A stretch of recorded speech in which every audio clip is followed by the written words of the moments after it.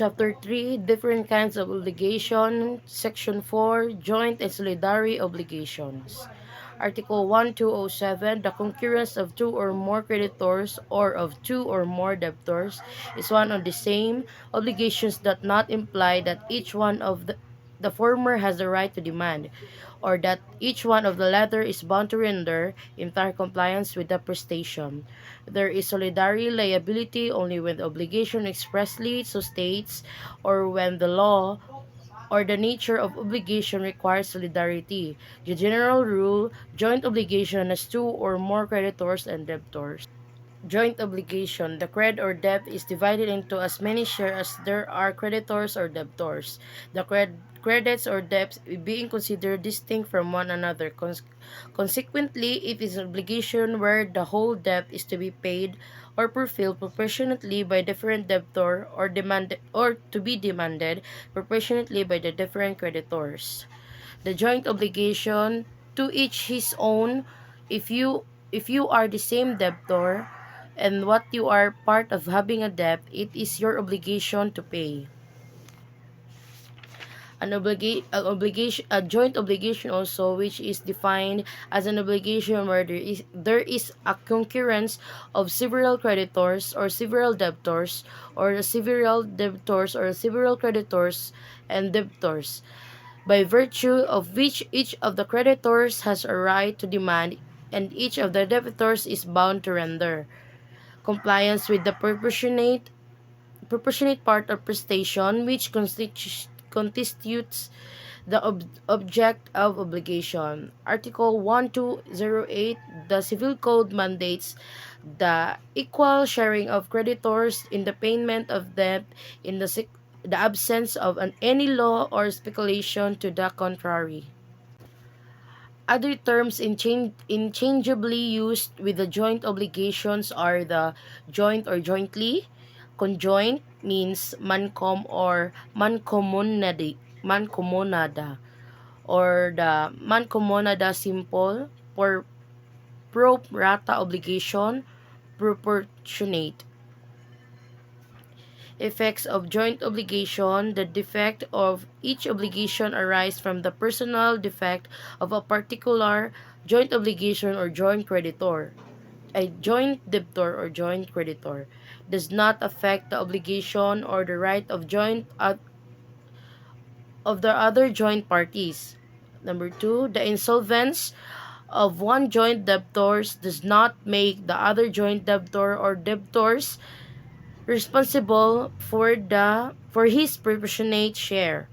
The demand by the creditors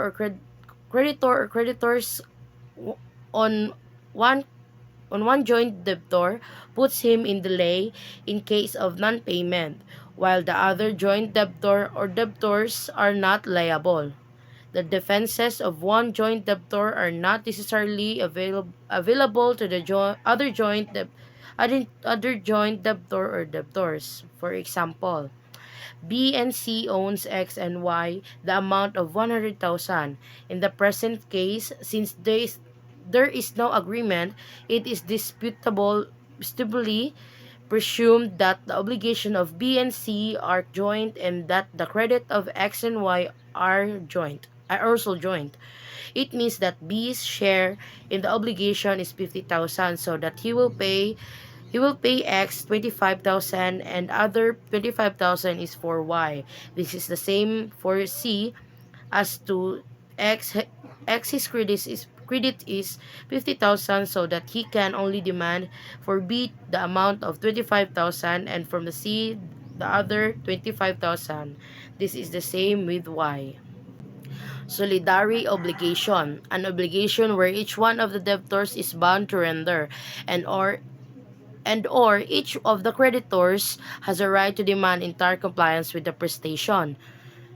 The solidary obligation also, it is the praise word for one for all or for one. If the two of you are the debtor, you can pay all the debt that the other one has. And if you are the one who pay, you have the right to ask for reimbursement to your co-debtor that you pay for his or her debt. Other terms intangibly use the solidary obligation are the solidary obligations may be used interchangeably with joint and several or several. Thus, use of the terms joint and solidary is confused and ambiguous or insolidium, man, mancomunada, solidaria, juntos or separadamente, individually and collectively. Example, B and C owns X and Y, the amount of 100,000. Their agreement is solidary. Thus, B or C can pay the entire amount of 100,000 subject to reimbursement so that if it is B who paid the 100,000 to X, B can ask reimbursement of 50,000 from C. On the other hand, if X receives the amount 100,000, it is his obligation to give the 50,000 to Y. Note, the obligation can be joint on the other side of debtors and solidary on the side of the creditors or vice versa.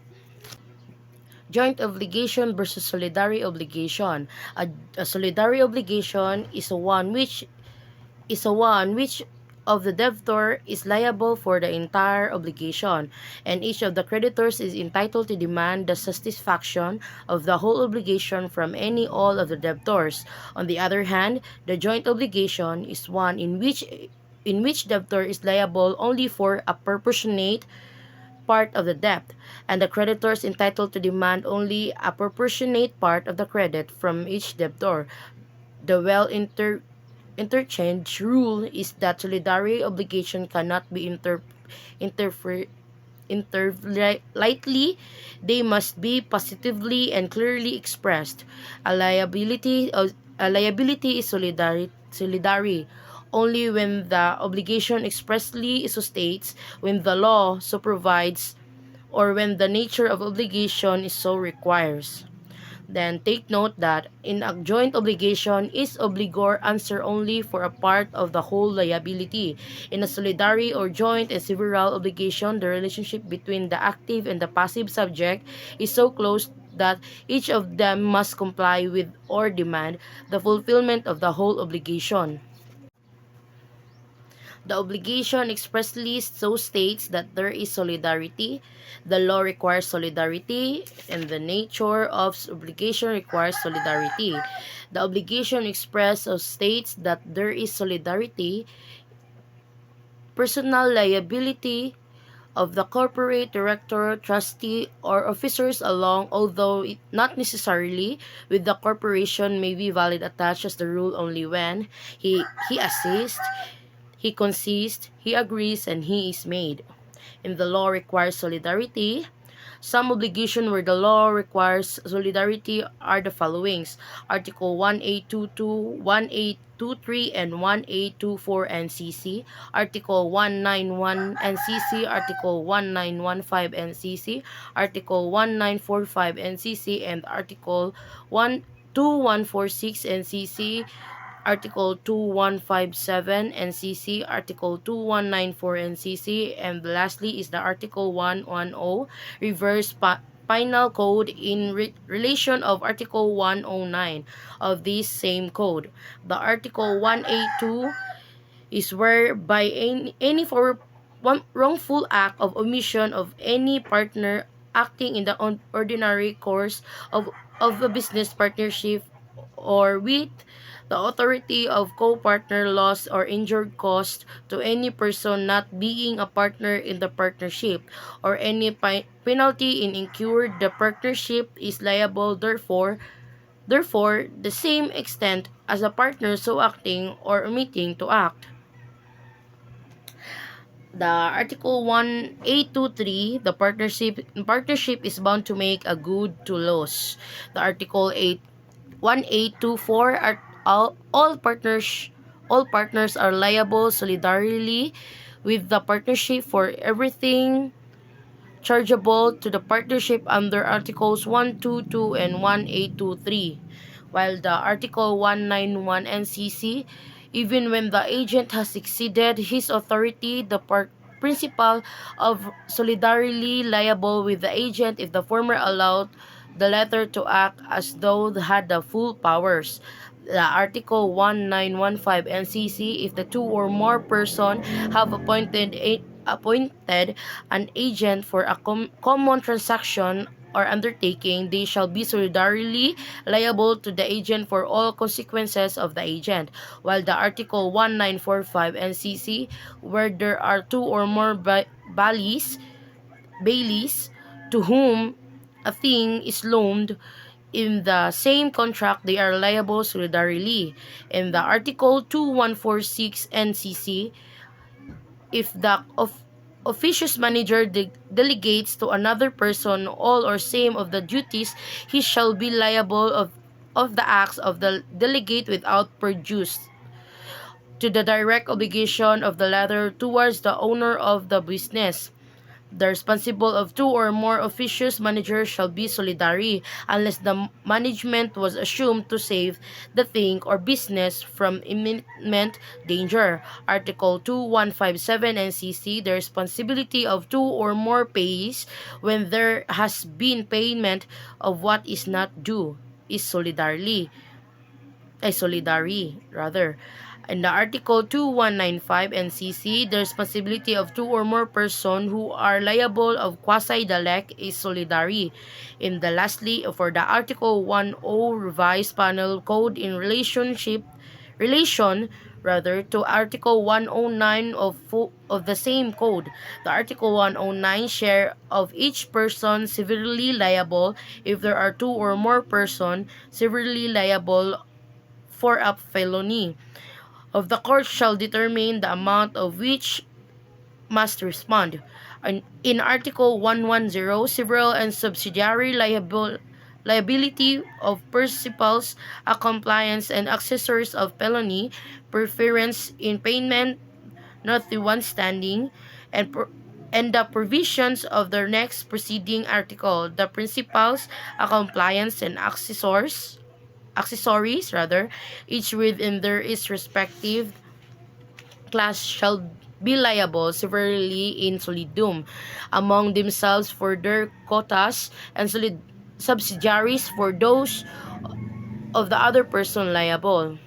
The subsidiary liability shall be enforced first against the property of the principals, next against that the compliance, and the lastly against that of the accessories. Where the liabilities in solidium of the subsidiary liabilities has been enforced, the person by whom payment has been made shall have a right of actions against the others for amount of their respective shares.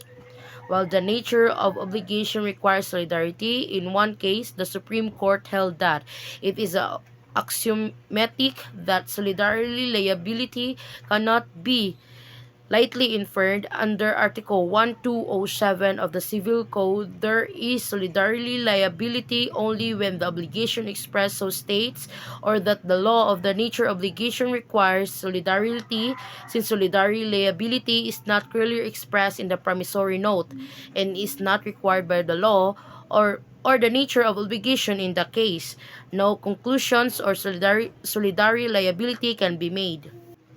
Indivisibility and solidarity distinguish. The invisibility refers to the prestation. This is not capable of partial performance. Invisibility insists even if there is only one creditor. Indivisibility is debtor is not bound to fulfill the obligation more than his share, or each creditor cannot demand fulfill of the obligation more than his share.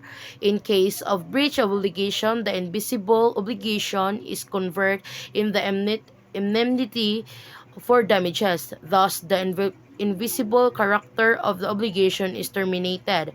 In the invisibility, only the debtor's guilt of breach of obligation are liable for damages. In the invisibility, if if one debtor is insolvent, the other debtors are not liable for his share.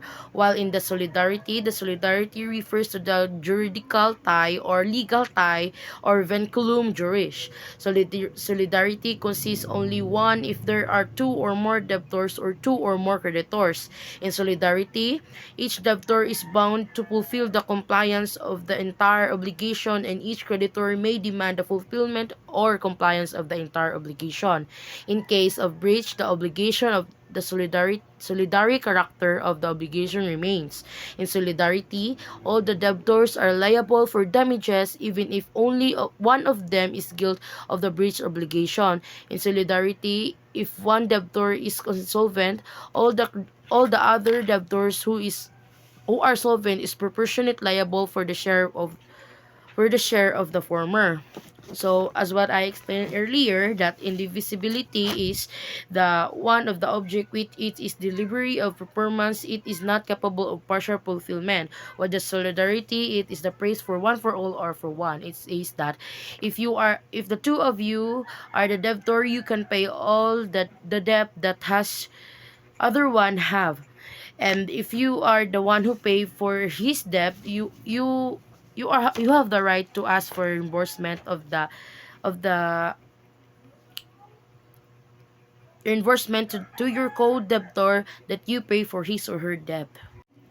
Article 211, solidarity may exist though the creditors and the debtors may not be bound the same manner and by the same period of condition rather. Kinds of solidarity as to source, as to the parties bond, and as to uniformity. The as to source, legal solidarity, conventional solidarity, and the real solidarity. The legal solidarity, the solidarity is imposed by law. The conventional solidarity, the solidarity is agreed upon the parties. And the real solidarity, the solidarity is imposed by the nature of obligation. As for the number 2, as to the parties bonds, active solidarity and the passive solidarity.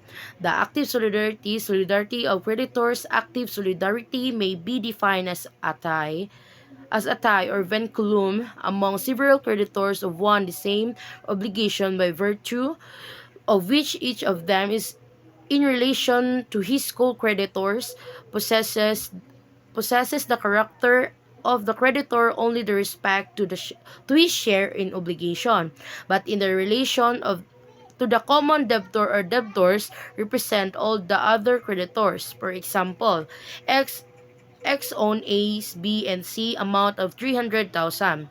Their agreement is that the creditors are solidary. In this case, either B, or C may collect the entire credit of 300,000 subject to giving of the share of the other co-solidary creditor.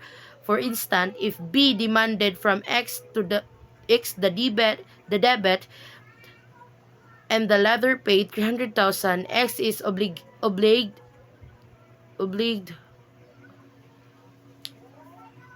obligated to give the share of A and C in the amount of 100,000 each. For the passive solidarity of debtors, passive solidarity may be defined as a tie of vincular amount the several debtor of one and the same obligation by virtue with which each of them in relation to the common creditors or creditors represents all of the other creditors in relation to his co-debtors possess the character of the debtor only with respect to his share of the obligation. For example, X and Y solidary debtors are obligated to B in the amount of 100,000 pesos. Since this is a passive solidarity, if B demanded for X and Y, will pay the entire amount of 100,000 pesos, and thereafter he has a right to ask for enforcement 50,000 from X and the letters shared. So it can say that active solidarity is solidarity for creditors, and for the passive solidarity is solidarity for the debtors. And also it has also a mixed solidarity. Mixed solidarity is solidarity among the debtors and the creditors. For example, X and Y is debt to B and C. The amount of 500,000 pesos they stipulate stipulated that the nature of obligation will be solidary on the part of both debtors and creditors. This Thus, entire of X and or Y may be the entire obligation subject to reimburse of other share. On the other hand, either B or C may demand a 500,000 subject 500,000 pesos subject to the given share of the other party. So the mixed solidarity is the solidarity among the debit and the credit. As for the kuan, as for the uniformity, uniform solidarity and non-uniform varied solidarity. As uniform solidarity, the party are bound by the same speculation. Example, X and Y are indebted to B and C among of 1 million pesos. They speculated that the nature of their respective obligation will be solidary. And for the non-uniform or varied solidary, the parties are not subject to the same speculations. Example, B and C solidary debtors are in debt to X and Y solidary creditors the amount of 1 million pesos. They stipulated further that B's 500,000 share in the obligation will be due on December 31 to 2022 2020. 1212, each one of the solidary creditors may do whatever may be useful to the other by anything which may be prejudicial to the latter. Article 1213, a solidary creditor cannot assign his rights with the consent of the others. General rule: a solidary creditor cannot assign his rights. Exception: the assign is allowed if it is with the consent of all the other solidary creditors. Note: this is exceptions to the transmissibility of rights stated doctrine stated otherwise. All rights are transmissible except when the law provides. An example of law is Article 1213, which expressly prohibits the assignment of the right of a co-solidary creditors. Article 1214. The debtor may pay any one of the solidary creditors, but if any demand, judicial or extrajudicial, has been made by one of them, payment should be made unto him. So this article says that if someone owes money to multiple people who share the same responsibility for the debt or the solidary creditors, they can choose to pay any one of them. However, if one of those creditors has already asked for the money, either through legal process that is judicial or outside of court or extrajudicial, then the debtor must pay that particular creditor. Article 1215. Novation. Compensation, confusion, or remission of the debt made by any of the solidary creditors or with any of the solidary debtors shall extinguish the obligation without prejudice to the provisions of Article 1219. This article states that if any of the solidary creditors or debtors agrees to change the terms of the debt, set off debts against each other, or merge their roles to it's unclear who owes what or forgive the debt, then the obligation to pay the debt is cancelled for everyone involved. However, this doesn't affect any other agreements made under Article 1219. If a creditor forgives the debt for one person in a group of people who owe money together, it doesn't mean that forgiven person is off the hook if someone else pays the entire debt before the forgiveness happens. So, for example, imagine three roommates who owe 300 pesos rent each. If one roommate pays the full rent for 900 pesos, the landlord might forgive the other roommate's shares. However, if one roommate already paid for their 300 peso share before the forgiveness, the forgiven roommates still owe their share to the paying roommate. So even if the debt is forgiven for some, it doesn't release them from the obligation to others who've already paid their share.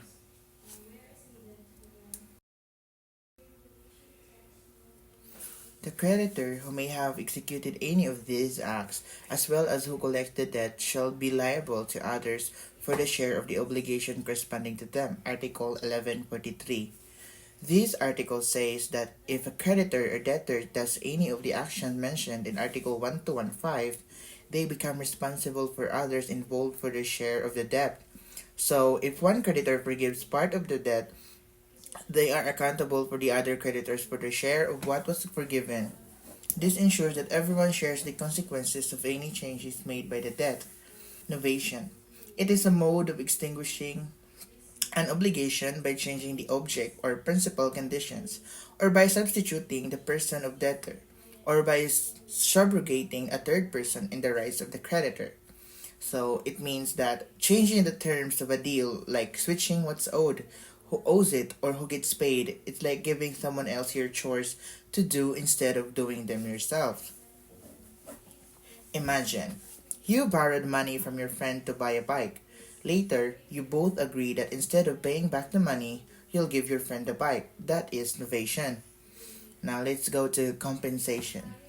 Compensation shall take place when two persons in their own right are creditors and debtors of each other. Compensation happens when two people owe each other money instead of paying each other separately. They can settle their debts by subtracting what one owes from what the other owes. Imagine again.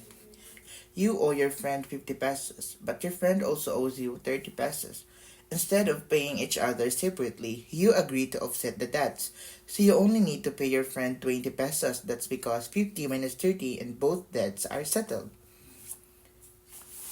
Confusion or merger of rights.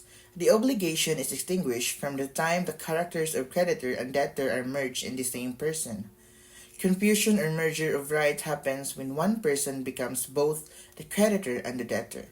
This means that obligation disappears because the same person now owes and is owed, so there is no need for payment. For example, if a company owes money to one of its shareholders, and then that shareholder buys out the company, becoming the sole owner, in this case, the obligation to pay the debt disappears because the shareholder who was owed the money now owns the company, effectively merging the roles of creditor and debtor into one person.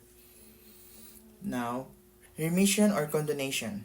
Remission is an act of liberality by virtue of which the obligee, without receiving any price or equivalent, renounces the enforcement of the obligation, as a result of which it is extinguished in its entirety or in the part of the aspect of the same to which the remission refers.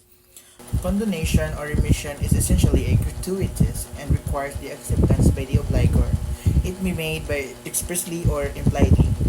Remission or condonation is when the person you owe money to decides out of kindness to forgive the part of all the debt without asking anything in return. It's like them saying, "You don't have to pay me back for this part of what you owe." It's a generous act that cancels the obligation to repay the forgiven amount. Article 1216. The creditor may proceed against any one of the solidary debtors or some or all of them simultaneously. The demand made against one of them shall not be an obstacle to those which may subsequently be directed against the others, so long as the debt has not been fully collected.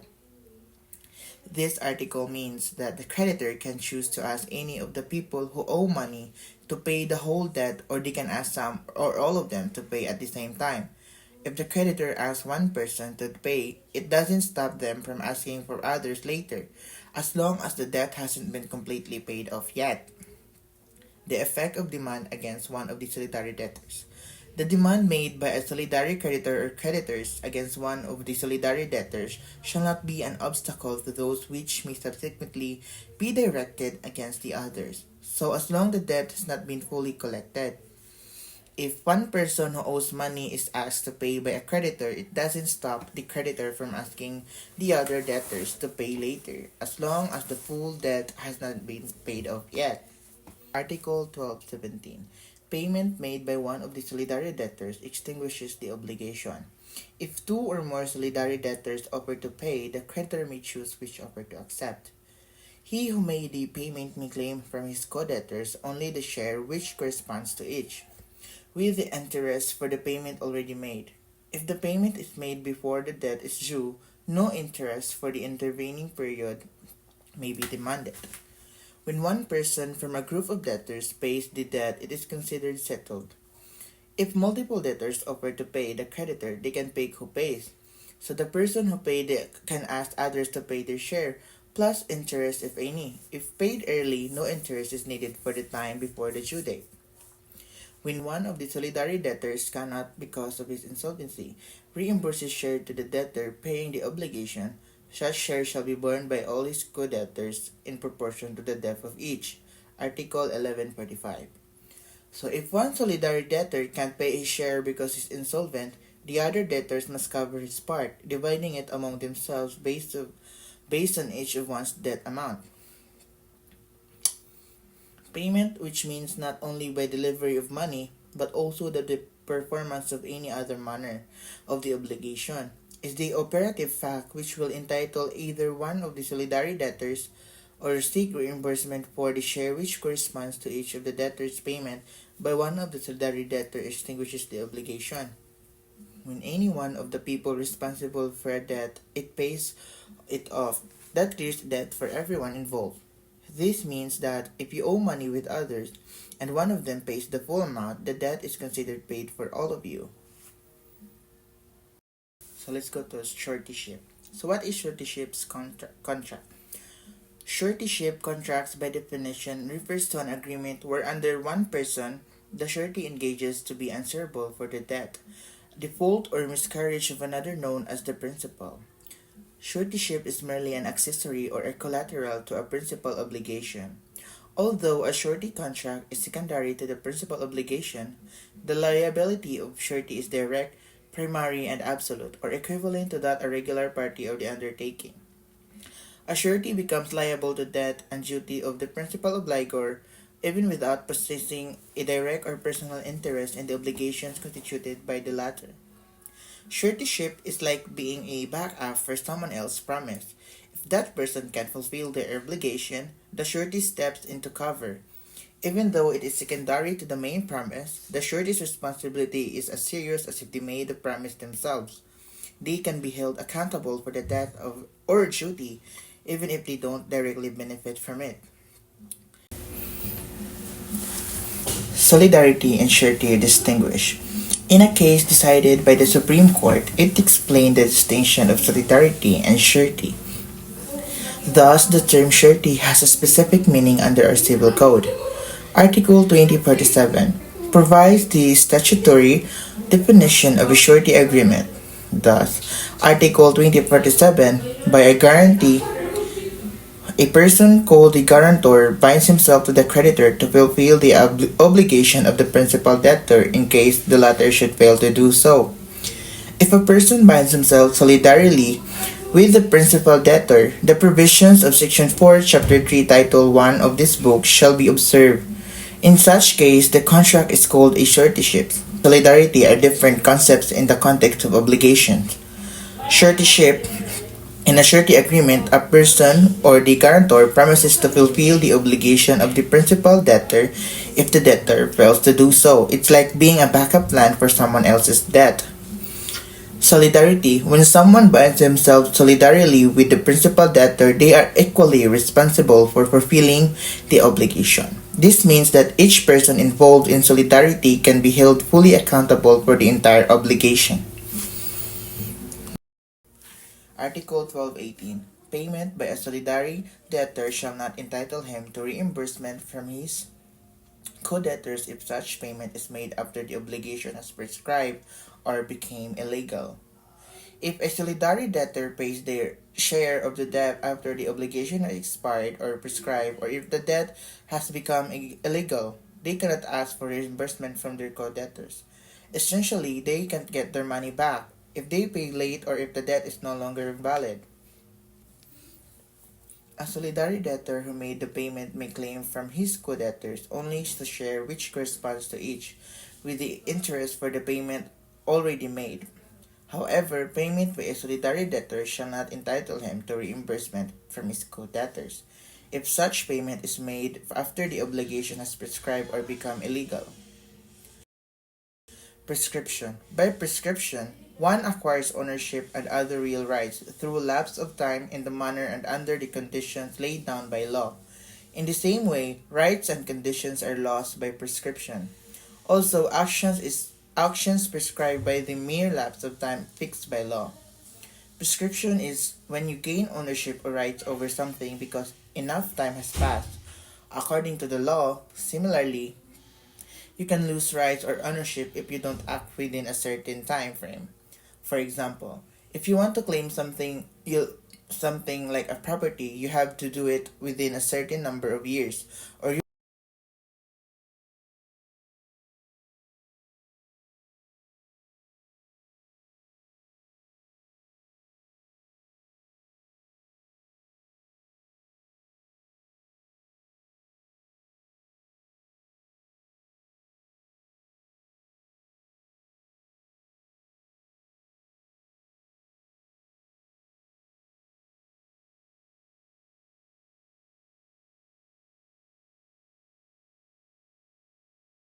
prescription is when you gain ownership or rights over something because enough time has passed, according to the law. Similarly, you can lose rights or ownership if you don't act within a certain time frame. For example, if you want to claim something like property, you have to do it within a certain number of years, or you might lose the right to claim it. Article 1219. The remission made by the creditor of the share which affects one of the solidary debtors does not release the latter from his responsibility towards the co-debtors in case the debt had been totally paid by any one of them before the remission was effected. This article says that if a creditor forgives or waives the debt of one solidary debtor, it doesn't mean the other debtors are off the hook, especially if the debt was already fully paid by one of them before the forgiveness happened. So everyone is still responsible for their share of debt when everyone's part is forgiven. Bubu, siguro tanga. Paisa ko juguti, karang daghan ng katangahan. Gila ba yun?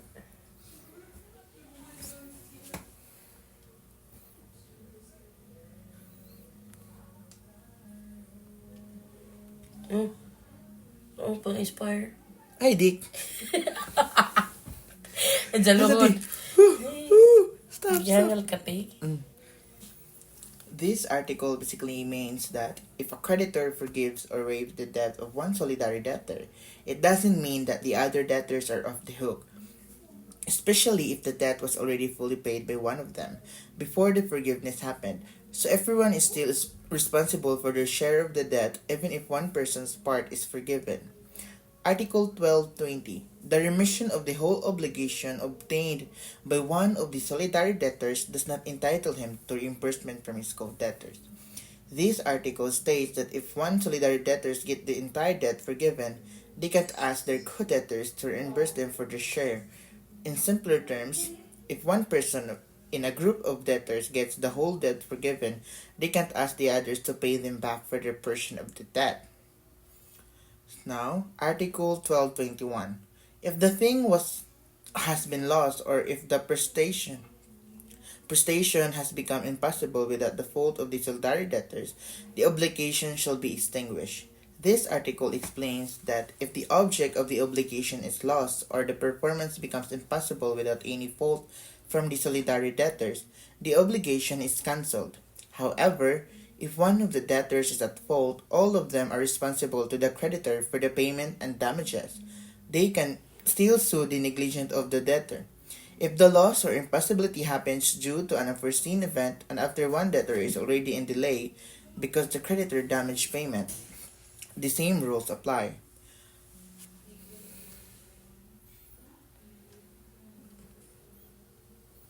Article 1222. A solidary debtor may, in actions filed by the creditor, avail himself of all defenses which are derived from the nature of obligation, and of those which are personal to him or pertain to his own share. With respect to those which personally belong to the others, he may avail himself thereof only as regards that part of the debt which latter are late Puki. Article 1222. A solidary debtor may, in actions filed by the creditor, avail himself of all defenses which are derived from the nature of obligation and of those which are personal to him, or pertain to his own share. with respect to those which personally belong to others. He may avail himself thereof only as regards that a part of the debt for which the latter are responsible. This article states that a solidary debtor can use defenses related to the nature of the obligation or his personal circumstances in case brought by the creditor. However, defenses specific to other debtors can only be used for the portion of the debt they are responsible for. Ano, manati? Mana? Manati. Hello.